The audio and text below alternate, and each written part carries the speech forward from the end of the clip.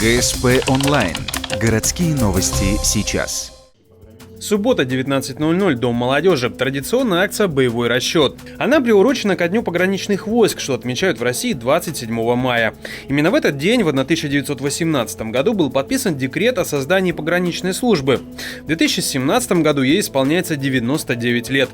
В честь праздника пограничники Ухты встали на так называемый «Боевой расчет». В силу погодных условий на этот раз его перенесли в помещение.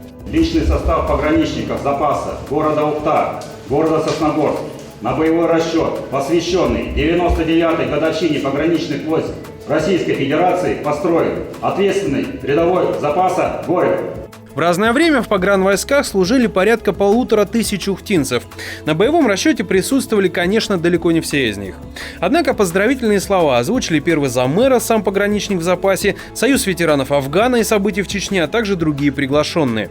Кульминацией акции стало возложение цветов к мемориалу «Вечный огонь».